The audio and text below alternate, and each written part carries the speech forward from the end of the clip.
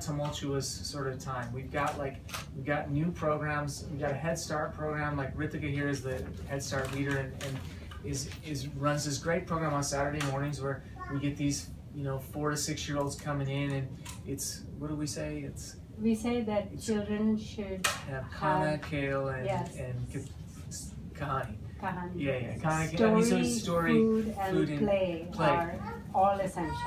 And so in Head Start to reading, children get to play with toys, they get to eat a little bit, and they get stories and books. So it's kind of a 90-minute program for those kids, and we're hoping that those kids in that program will really be and we know to some extent that the kids in 8th, 9th, 10th, I mean, they're really trying to hang in there, and they're really trying, but I mean, I'm not saying it's too late, but for some of them, they're not gonna. But the kids that are 4 years old, I mean, we want a different relationship between them and books, and part of that is mediated by, if it's a loving first experience, then it's gonna be like. Part of that is also structurally mediated by the fact that we give 20 kids, or even 16 really, ideally, but there's such a demand, we allow more in. But we have a high ratio for adults in a room with 16 kids is what we're hoping for, or 3 at minimum. And we spread 3 volunteers among 100 kids elsewhere in the library. So the only way we can do this early intervention with the little ones is by putting a lot of volunteers in the room with them. Normally we have more volunteers. We can, it's really like that's the idea there. But I guess the point is that's going to take some work to figure out how to do it really well. I mean, we're doing it well right now.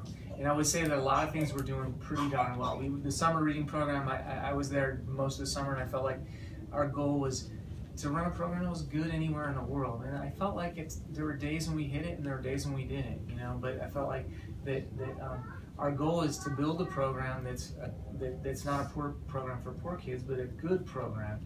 And so we're looking at this as a lab right now a little bit. So meaning that we're trying to figure out what works and what doesn't. And it's kind of a big job. And so in terms of the curriculum stuff, the questions that we're thinking about, I mean, this idea that reading is thinking, this idea that we're going to model, like you saw Mridhu today, modeling her thinking voice. I mean, in a read aloud with kids, there's going to be a lot of back and forth, but part of what we're going to do is really so that we would be talking and it would be interactive. But a big part is saying to kids, look, we want to show you our mature thinking too, because that's how you read a book when you go home and read it, is you read a book and you think about it. So it's not just about what do you think, it's also about us modeling. So that's going to be central, and thinking about how to do that better with different groups of kids, thinking of how to sort of doing the writing more. How do we do writing and make it interesting? And so we're doing that. We're working on things like in terms of educating. We're trying to figure out how to train teachers. We did a teacher training for a bunch of Dipalia teachers, and I thought it was a pretty good training, but I don't think we transformed. You know what I mean? It's teachers are hard to convince. I've been one for 20 years, so I know. I mean, we're hard. We know how to do our stuff, and so we want to figure out how to sort of do that. So there's a lot of these. It was a training to get teachers to read aloud in the classroom on a daily basis, and we did the training, they enjoyed the training, they thought they got a lot out of it, but we've not been able to convince them to implement it. Yeah. So it was 3 schools came and about 35 teachers participated. And we recognize now that we needed to have a lot more structure in place post the training, and we didn't have that. So this is what learning is. A lot of times we're learning what we shouldn't do, poorly next time. We get a shot at 35 people in a room. I think we won't enter the room till we have the follow-through, which we didn't have the first time. So we're trying to build resources for teachers that will make it easier for them to do this, posters and things like that. We're trying to archive this stuff in a sense that we'll be, and once we tried it in the lab and it works, we can say with conviction it works, and we can get teachers to kind of start buying in, and so that's kind of long. So the idea this year is sort of a consolidation thing and trying to figure out, what kind of. Let me take my piece on that. So we did start a second library last year, and it's a school library, and it has a phased plan in which in 6 months to a year it will become a community library like our first library. Right now it serves 400 children in a school setting or in a learning center setting, and there's a librarian in place, and there's like 3,500 books, and they're distributing books, and Sonali volunteers there, and they're doing a lot of the things we're doing, but it's a captive audience, whereas our community library, with all its that informality question, like the kids only stay if we're convincing, and if they're getting something out of the program. With the school, it's different, and it'll become a community library. This growth that we've had, we've decided, as he said, to consolidate and halt it, and to take the next year to build certain key pieces that we think will help us programmatically. He spoke to wanting to build a curriculum and archive it so that other people can have access to it, and we're going to work on that. Whether we do it by finding some other organization to house the archive, someone that has a platform is what we're looking for, that other educators come to anyway. To create from scratch maybe doesn't make sense. Otherwise, we might just do like a blog until we find the housing parent organization. We need to have, when we talked about what are the obstacles and strengths, that question, through that lens through which we looked at our talk today, we've been celebrating in this talk so far all the informality part, the kids, and in a way what it has allowed us to do is A, be creative, which is always a pleasure, but B, it's also allowed us to fly under the radar and make, like the great thing about informality is it goes to the, the black market area, the ungoverned, managed area, and create something to answer a need. So we've been doing this kind of under the radar. Occasionally a parent will come in. We did sex ed with the kids. We did 40 kids in a series of 9 workshops, and we found an organization to do that. We housed that organization. We brought in Breakthrough. We did the training. And yeah, there was one older sister who came in and said, what the heck's going on, and wanted to know answers. We called every household, and we gave a talk over the phone about growth and change, and which is a little euphemistic, but also I was open to somebody asking me, and this one parent sent one older sister to ask questions. So what was the general reaction from the families? They were supportive. The older sister came in, and once she was clear that there were people in the room she could feel confident about handling her, she was older in the sense she was in her early 20s, and the boy was about, Prakash is 14, 15? Prashant is, yeah. So 14, 15-year-old boy, she felt like, TK, you seem like good people. I think you can teach him about his body parts. And it was good. It was also a training that did things like anger management and meditation and short-term and long-term planning. So it was about growth and development, as I described it. We know that in that all that kind of wiggling around the parents and wiggling around the school system, and at the same time being as transparent as possible, but really going to those spaces that nobody else is occupying right now, that we've had a good time being creative, and we've dealt with the challenges, and we've transformed them into like assets. The fact that parents don't show up has been a challenge, and it's also been an asset. And in this year of consolidation, I think we're going to be looking at more programmatically, like we're going to structure in having to look at the challenges. Here are our challenges. The parents are not in the building with us. We have an adult library. We have a reading room for parents. We have a dozen periodicals that someone has sponsored and paid for an annual subscription, and 3 newspapers, and not enough people are coming in there and reading. The wonderful thing is the kids are exposed to it, and we're seeing young teens and 10-year-olds starting to look at the newspaper as something viable to do, maybe not on a daily basis. When we first opened the reading room, nobody knew what to do with it other than make noise in it, and nobody understood why a whole room was being wasted, with air in it. So very slowly, and it took a long wait, we now have kids who read in that room, and that's been a really brilliant thing to see happen.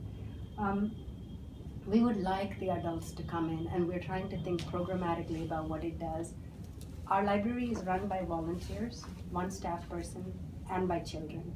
So we have a student leadership council who have responsibilities for basic things like gluing the pages that are torn, and more leadership type responsibility, which is getting children to follow their rules without coming and tattling to me that they're not following the rules. And then even more seriously, we're starting to involve them. We had a retreat. We're starting to involve them in thinking about what should we be doing programmatically. We had a retreat for all the volunteers. It was like 3 hours at a house, and we talked about what should we be doing this coming year, came up with a plan to consolidate an archive and to look programmatically at our weaknesses. And now we're having a meeting tomorrow with our 8 student council members to do the same meeting again. We'll give them a report about what the adults thought, and then we're going to ask them to think with us. Initial conversations about this, they've known we're going to do this meeting tomorrow, have included things like, why don't we have cooking workshops for the parents? And absolutely, I think if we do programs like parenting classes or safety in an earthquake, and we have these books, we have parenting books, we have safety in an earthquake books, we have cooking, we have cookbooks. The children are routinely borrowing the cookbooks for their parents. They're using their once a week, borrowing privilege for the parent. So that's a great solution, but it's also, we don't think enough. We think we need to tackle, and this is the biggest lack that we have. When we look at other places in this country where people have built successful library movements, when I said we think of what we're doing as political work, we know it's not enough to have a political impact in a small neighborhood. It gets swallowed. We describe ourselves as world famous in Sheikh Sarai. That's our catchphrase. But there's a whole world out there. So to get out there is really important to us. And when we look at places where that has happened on a large scale, yes, by archiving, we will make it available to anybody else who wants to do it. Yes, we're looking for relationship with all the other people who are doing it. And then finally, looking at places that have done this successfully, namely some parts of the Northeast India and Kerala, we see that every good library movement has a good literacy movement side by side with it. If parents read, the children will read. If children can teach parents to read, the parents will read. How can we figure out how to do this? This is like the big growth area for us this coming year. So we will do the archive, we will do the cooking class maybe, and there's a lot more pieces, but that's the main thrust of it. Yeah. So I guess Should I do the publishing? Because that's... Sure. Okay. How do we fund ourselves and how do we get books? It's all been through informal donations. It's a conscious decision to do that. We are not looking for big grants because that's a different model. Then you're governed more. We've embraced this informality of being able to go to our friends and say, can you design our room? Can you design our library? We've had architect friends who've come in and done that for both libraries now. And I think we'll keep being able to ask people to do the things we need. The books piece has been challenging. People keep giving us golfing digests because when they want to donate their leftover books, it's not always a match. It's been good at times. We have an Amazon wish list. People have been generous, but generosity looks like 100 books, and we need 6,000 per library of 600 people. And we'd like to address that question in a rather larger way too. So we're thinking in terms of over the next, so this is bigger than our literacy thing, which in the sense that it's not more challenging, it's just bigger in the sense it's further down the road for us, but we're starting to build toward it. We're building toward wanting to say to the publishing industry they have a responsibility to deal with community libraries in neighborhoods that cannot afford libraries otherwise. Because right now in India, I think we have 1 in 100 libraries, or is it 1 in 1,000? The public library system in India is completely broken. It's like there's no country that should hang its head more than we should. We have no public libraries. It's because we have no commitment to this notion of a thinking citizenry. So we will have to build this in a number of different ways, and one of the pieces is the publishing industry is going to have to sponsor it. Okay, that was the last thing, but that's much further down the line for us, maybe like next year or the year after. So I guess what I really want to do is, I know that what you're supposed to do right now is just take questions, but I would like to actually, it's 8:15, maybe take just a couple minutes to give you a chance to talk to the people next to you, and because I want everybody to have a chance to think, because usually we think, okay, if I say raise your hand and take a question, and actually what'll happen is there'll be 5 people that'll have questions and whatever, right? But if I say everybody talk, then everybody's actually going to be thinking, right? So I'm explaining that dynamic. So I want to do that for just a couple minutes, and then I'll say finish your thought, and then we'll be able to discuss the ideas that came out of that together, so we can share from each other, and then I think we'll still be done by 8:30. Is that okay? Okay, go. All right.